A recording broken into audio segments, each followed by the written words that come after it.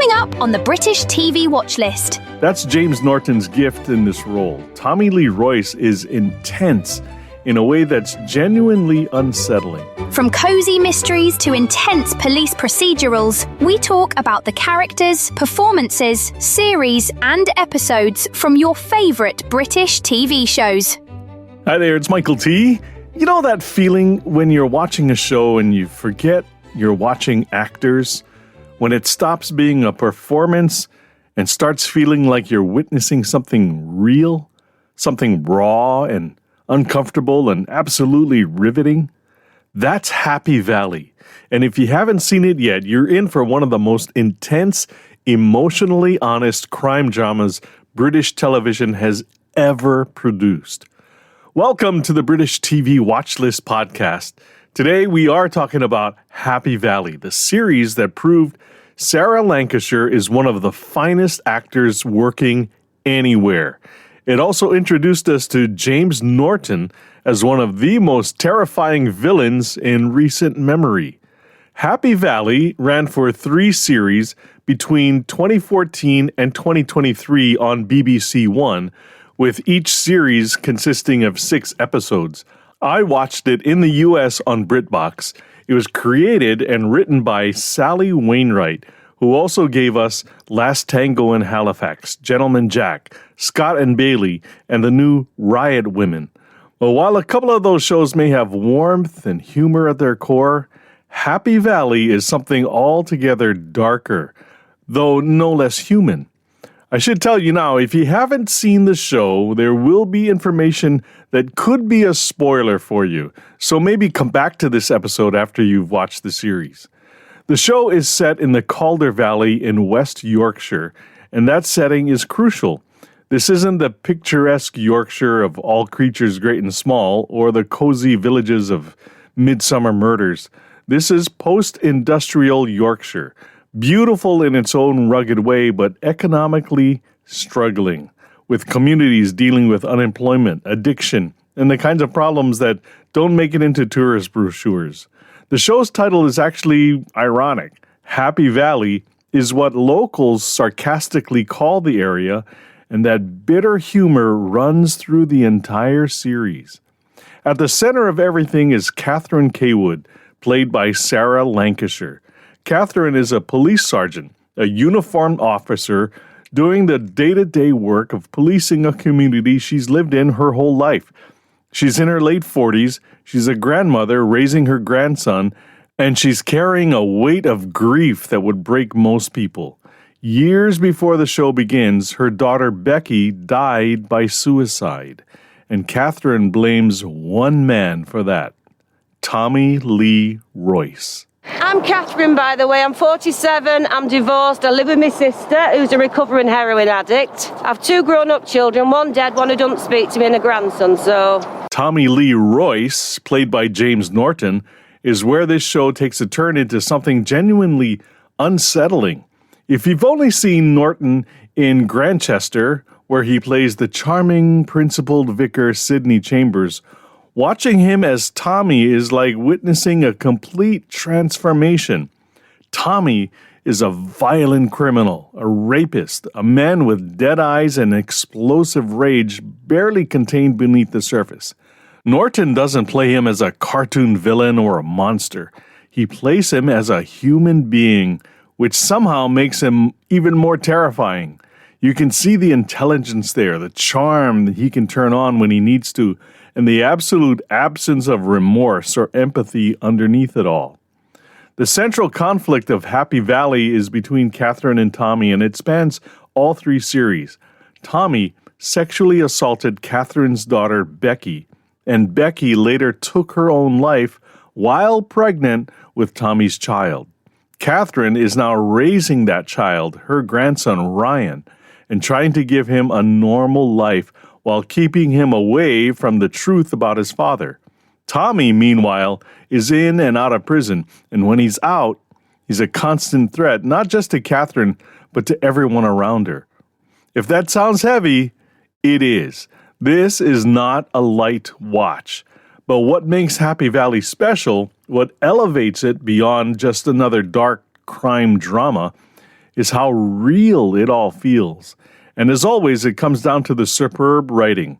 Sally Wainwright writes dialogue that sounds like actual people talking, not TV characters delivering exposition. The family scenes between Catherine and her sister Claire, played by Siobhan Finneran, feel like you're eavesdropping on real sisters who love each other and irritate each other in equal measure. Claire is a recovering alcoholic, a vicar's wife trying to hold her life together. The relationship between the two sisters is one of the show's greatest strengths. They bicker, they support each other, they disagree about how to handle Ryan. They share moments of genuine tenderness. It's all so naturalistic that you forget you're watching a scripted TV show. Hey, let me ask you a question. Who wants cozy? Everyone loves cozy and warm and comfortable, right? Nothing better than CozyEarth.com.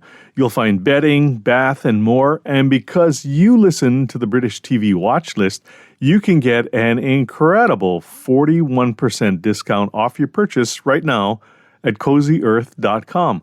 And you'll help support this podcast because we do get a commission. Just apply our promo code BTVW1. That's BTVW1 when you check out at CozyEarth.com. And that's the magic of Sarah Lancashire's performance. Catherine Cawood could have been a cliche, the tough, damaged cop with a tragic past. Instead, Lancashire plays her as a fully realized human being. Catherine is tired, she's angry, she's funny in a bone-dry Yorkshire way.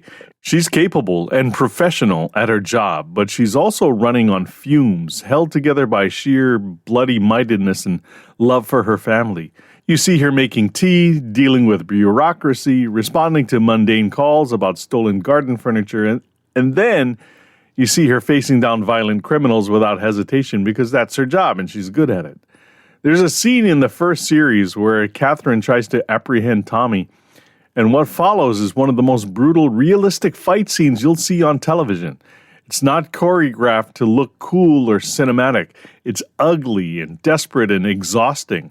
Lancashire and Norton throw themselves into it completely, and you can feel every punch, every struggle. And Catherine fights like someone who knows she might die but refuses to give up. Tommy fights with the vicious intensity of a cornered animal. It's the kind of scene that stays with you because it doesn't feel like acting. Again, it feels real. That's James Norton's gift in this role. Tommy Lee Royce is intense in a way that's genuinely unsettling. Norton plays him without any of the scenery-chewing theatrics that lesser actors might bring to a villain role. Tommy's menace comes from how controlled he is most of the time and how quickly that control can shatter into violence. There's a blankness to him, an emotional void, and Norton commits to it completely. Anthony Hopkins said the same thing about playing one of the great villains of the last 40 years, Hannibal Lecter. Hopkins said instead of playing a crazed psychopath with crazy energy, he went the other way and played him calm and subdued, and it brought us chills. I could have been someone, me. I could have done stuff. You still can, Tommy. The cowgirl is nothing compared to what I could have done. I had ideas. I had plans. I could have rocked the world. Norton's performance is all the more impressive when you know he can play warm, likable characters like Sidney Chambers in Grantchester.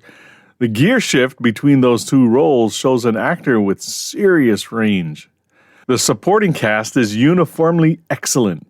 Siobhan Finneran, who you'll recognize as O'Brien from Downton Abbey, brings depth and vulnerability to Claire. She's not just Catherine's sister, she's her own person with her own struggles, her own faith, and her own relationship with Ryan. The show also features strong performances from Charlie Murphy, Steve Pemberton, Kevin Doyle, Mosley from Downton, and in the later series, Rhys Conagh as teenage Ryan. Happy Valley resonates by balancing the intensity of its crime plotting with genuine emotional truth. Yes, there are murders and kidnappings and drug trafficking, but there's also scenes of Catherine sitting in her kitchen having a cup of tea or trying to talk to Ryan about school or visiting her daughter's grave. The show understands that life goes on even in the midst of trauma. The show is also willing to sit with difficult emotions. Catherine's grief over her daughter never goes away. It's always there, sometimes in the background, sometimes overwhelming her. The show doesn't offer easy solutions or catharsis. It asks hard questions about justice and revenge, and whether Catherine's obsession with Tommy is protecting her family or putting them at greater risk. It explores addiction through Claire's alcoholism. We see in the show what we see in real life. All 3 seasons maintain an extraordinary level of quality. The first series introduces us to Catherine and Tommy setting up their conflict. The second series, which aired in 2016, expands the story and brings Tommy back into Catherine's orbit in new and terrifying ways. The third and final series, which aired in 2023, after a 7-year gap, brings everything to a conclusion. That final series in particular was one of the most acclaimed pieces of television that year, with viewers and critics praising Lancashire's performance and Wainwright's writing for delivering a powerful, emotionally satisfying ending to Catherine's story. The show is a rating success for the BBC, with the final series drawing more than 9 million viewers for its conclusion. Happy Valley won multiple BAFTA awards across its run, including Best Drama Series awards for the first and second series. For the final series, Sarah Lancashire won the BAFTA for Leading Actress, her second win for the role, and the show also won the public-voted Memorable Moment Award. Lancashire also won the National Television Award for Best Drama Performance.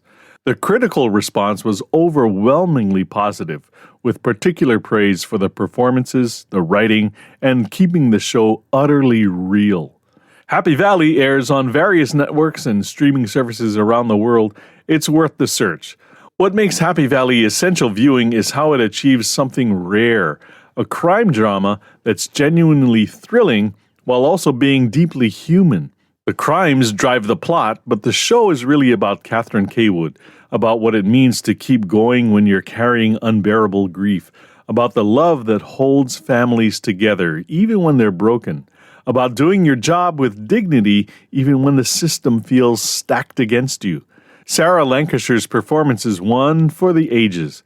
She makes Catherine real in every moment, whether she's being professional with a colleague, tender with her grandson, exasperated with her sister, or facing down her daughter's rapist. It's a performance without any vanity or showiness. It's just truthful, moment after moment, scene after scene. And James Norton matches her with a villain who's terrifying precisely because he feels so real.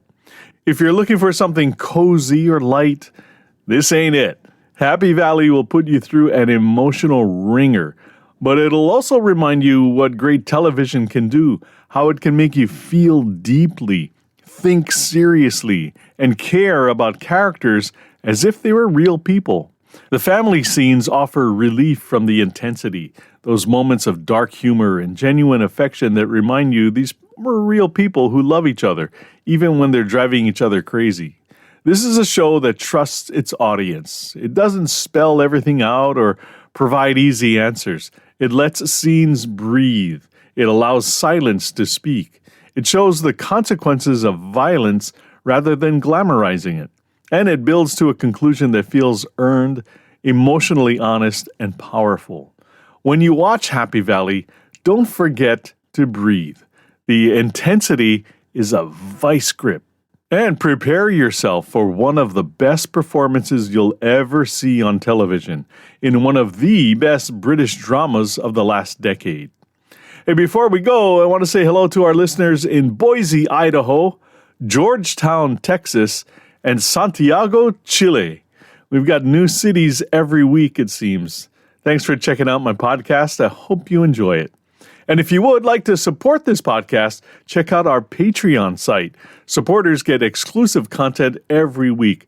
You can also support us by shopping at CozyEarth.com and use our promo code BTVW1 to get a 41% discount on your bedding, bath, and home goods.